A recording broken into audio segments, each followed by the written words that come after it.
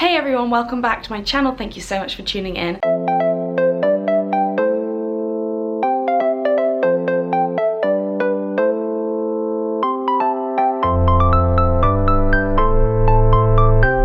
A lot of you guys have asked for more running videos, so I am going to oblige. Even though I'm not training for anything specific in the moment, running forms a big part of my general training, which is functional training. So I've done an entire video on functional training and how I train and why I do it like that. But essentially, my goal is to be able to be in good enough shape to be able to train for any event pretty much within 6 weeks to 2 months, whether that's a half marathon, a boxing fight, a marathon even. I should be able to do that relatively quickly. This morning I'm going off out on a long run, which is around 10 miles or 16 kilometers. I'm just going to show you how I usually prep for a long run and hopefully answer your questions as well that you've been sending me over on Instagram. A lot of them are like, how do you stretch and how do you warm up and stuff, and I will explain a little bit later. I don't really do that, so this is how I do things, not necessarily how you should do things, but I hope you find it interesting anyway. So before a long run, I try to have breakfast sort of around 2 hours before. If it is a 10k or less, it is a chance if it was early in the morning that I'd be able to do it without breakfast, but I would much rather do it on some food and of course some coffee. I think a lot of people think you have to eat a lot of food before a run, but when it's only 10k or so, that's not necessarily true. You should have enough energy in your muscle stores to be able to get you the whole way around the run. Since I'm doing a little bit further, I will be eating a little bit more this morning, but I'm not running until 11, so I will be having breakfast just before 9 this morning, and of course having a coffee right now straight after getting up.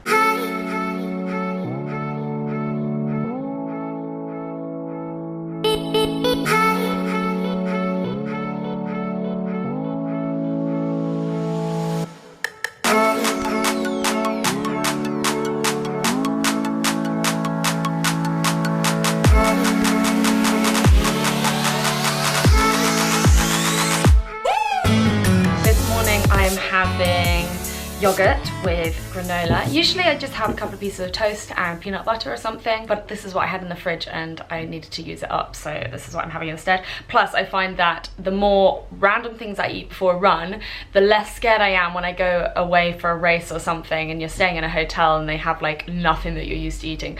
The less scared I am of eating that stuff, because as you guys probably know if you're runners, if you eat stuff that you're not used to when you're going on a long run, it can really backfire. Literally. So yeah, just eating whatever basically before a long run, and I'll answer the rest of your questions in a second. I'm about to head out on the long run and just answer a quick question before we head out. How did I increase my endurance? Well, I've been increasing it really slowly over the years, and then when I eventually started training for Tokyo Marathon earlier this year, or right at the very beginning of this year, that was when my level of endurance just jumped up. And I think that's just because of having a regular training plan with regular runs and consistency week on week. I think if you're trying to run sporadically further and further, it's going to be really difficult for your body to cope with, whereas if you are running 2 to 3 times a week every week and having one long run during that week, then you're more likely to be able to increase endurance. I'm going to be recording the run on 2 watches. I've got here Polar Ignite, and on the other wrist I have a slightly broken Fitbit Versa. The Polar has its own inbuilt GPS, which is why I'm switching over to that one. The Fitbit connects to your phone and does it off there, and then we'll also be recording it on my own Strava on my phone. Call me obsessive, but I'm doing the 2 watches because I want to switch over from one to the other and want to see if they're how similar they are basically in terms of heart rate and distance and all that kind of stuff and route, and then I'm recording it directly onto Strava so that I don't have to worry about getting it from my watch onto Strava, if that makes sense. Strava, by the way, is a running app that's a little bit like Facebook for runners and cyclists. You have a profile and basically it records all of your runs, and yeah, it's really fun. I like it. It can get a bit competitive, but I do enjoy it. So I'm gonna head out now. I do not stretch before a long run because the runs are slow enough and you tend to warm up as you go along. For a shorter run, for a 5k race for example, I would do a bit of a warm up before. I've got a video a couple of months back which is about getting a 5k PB, and if you want to see how I stretch before a short run, go and check that one out. Alrighty, let's go. So, it's pouring a rain. Kind of. It feels like I'm running through a very thick cloud. just running along the road down to the river where you'll hopefully get less polluted, less noisy, maybe less rainy, who knows, a girl can dream. Just caught up with G-Fen. Can you introduce yourself? I'm Georgie, or G-Fan. G-Fen. And what running do you do, other than a lot? Long runs. I like to go long. Okay. Halves and full marathons. So gross. And what was your most recent race? Royal Park Half. And how did you do? Come on, tell them. Flora came first. She came first. I hope you can all hear that. All right, let's get going.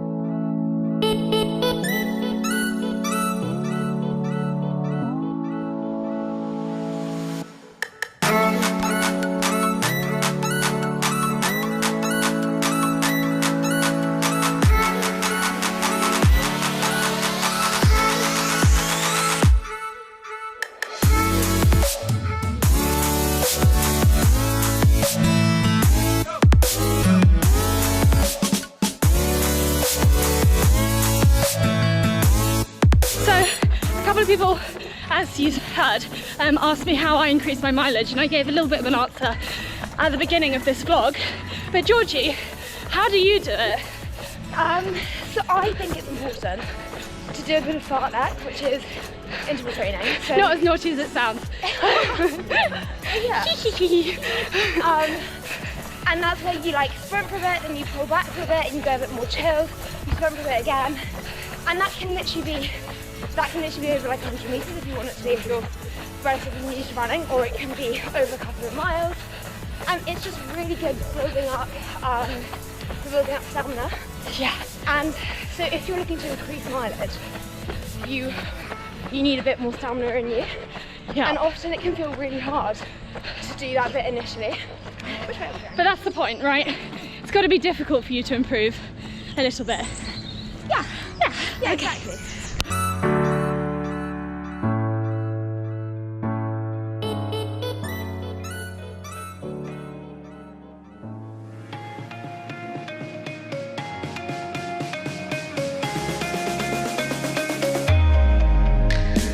Okay, so next question. You guys asked what is our favourite tip for training in winter. Georgie, what's yours? Run with someone. Yeah. There's literally nothing worse than waking up in the morning by yourself and just thinking, well, I could stay in my nice good bed All the time. That's what I think every morning. Literally every single time. So find someone who will keep you accountable. Yeah. And book in a time and a place. Yeah. Like we done.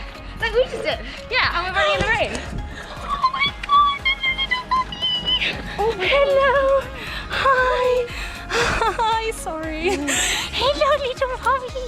Oh my god, you are so adorable. She's a biter. That's so fine. I really enjoy that. How's your puppy? Oh, he's so cute. Oh, I'm so jelly. I need a pop. Oh, you are Adorable. lovely. Oh, sorry. Distractions. Yes, as you're saying, run with other people. That was so cute. I know, I need one. I need a dog to run with. If you have a dog, I'll be your dog. start running. Should I put you on a lead? Too much? Good, glad we got that on camera. Yes, and for me, getting the right gear is really important. As you guys know, or may know, I just did a vlog on winter running gear, and I think in terms of making the runs more comfortable, having the gear is so important. It does make such a difference. It really does. So like gloves, ear warmers, yeah, your fingers and your toes, just and not doing your shoes up too tight. That's what I always do as well. Ooh. I always do them up too tight and then I lose feeling in my feet. Yeah, that's horrible. Yeah, and planning your runs. One of the worst things is, should we go through it? One of the worst things is suddenly deciding you want to go on a run and trying to get yourself out the door. It's really tough. Whereas when you know that you're going to do, when you know that you're going to do a particular run, Right now. sorry, we don't know where we're going. When you know that you're going to do a particular run, it's a little bit easier to just go out. Yeah, exactly. You've got your plan sorted. Yeah. And you don't have to think about it, you can just go. Yeah. Anyway, we gotta go, so you have no idea where we're going. Next question was how to deal with a stitch when running. Georgie has some interesting advice for you all. Okay, so I've been told, it hasn't been scientifically proven, but it works for me. Wiggle your fingers and fake laugh. Do you want to give an example of that, Yeah. G? You look like a maniac, but I promise you it actually does work. Okay. Yeah. Okay, that's not my advice. So, but please do try that and send me a video of you doing it as well. That'd be great. For me, just trying to breathe deeply while running, because when you get tired, sometimes you shallow breathe and then you don't get enough oxygen in. And then also running with your arms above your head. Talk about looking weird. Do you mind holding that? Okay. I got you. So, stretching up to get more space in here. And then if it's really bad, stretch up and then stop and then reach your toes, and do that a couple of times. And I don't know, it gets a little bit better. So when I have to go on a really cold run, I just think about really hot things, like the beach or the cup of coffee that I'm going to have when I get home.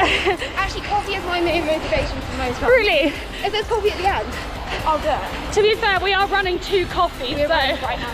that is the inspiration for this run. Good coffee. Because who else would go out when it's like this? Just to give you all a classic view of London. Yeah, that's what everyone in London wears. All the red coats and horses. That's how we are transported around here. Yeah, when I'm not running. Yeah? You're on one of your horses. Yeah. And then to this side we've got St James's Park, which is beautiful. And I was just asking Georgie about her marathon finishes. Does the half marathon finish here as well? No, the half marathon finishes in Hyde Park. Oh, okay, it's like the other way around. Yeah, yeah. I've never been on such a wet run in my life, I'm not even joking. The rain's not even that heavy, but it's wet rain, Georgie says, as opposed to dry rain, which is apparently a thing. We made it to coffee. Obviously the most important thing. That was our route. Oh, not bad, considering. If you can see anything, it says 14.81, but that was from meeting Georgie. So it's just over 16k total. Worst part of long distance running in the rain is having to get that out of your hair. I washed my hair yesterday and it's already like this. So I'm excited to get home after lunch and have a big old shower. Okay, so last question from you guys was, what do I eat after a run? Well, today I have got some pea and miso situation with sourdough bread. I'm rarely hungry after a really long run, but I know that for me to recover properly, I need to eat like lots basically for the rest of the day. So I'll just have this now, and then when I get home, I'm gonna have some more stuff as well when I'm actually hungry. For now, I'm not hungry at all, but I am cold, so soup is where it's at. Freezing. Absolutely freezing. But very happy about this. So I just got home from the run and I am extremely cold. So I'm gonna have to jump in the shower. Took the tube home and thankfully the tube, as always, was absolutely boiling. But in my house it's freezing. So gonna jump in the shower, wash my nicely matted hair that I washed yesterday, and then have some proper lunch once my appetite has returned after the run. That is one of the most important things that I think it is important to remember, that even if you don't feel hungry after a long run, your muscles require replenishing, especially as your muscles form, they have little micro tears when you do any form of exercise, and basically to fix those you need food, you need nutrition. So I'm going to have a bit of stir fry with some tofu, bit of protein, veg, blah blah blah blah blah. If you want the recipe for that, check out the previous vlog. And yeah, really hope you enjoyed this video. Hope it wasn't too wet and gross and probably on the GoPro a little bit bumpy. I hope you didn't get seasick. If you did enjoy it, please do give it a big fat thumbs up and hit the subscribe button and comment below what you thought. Thank you so much for watching and I will see you next time. Goodbye.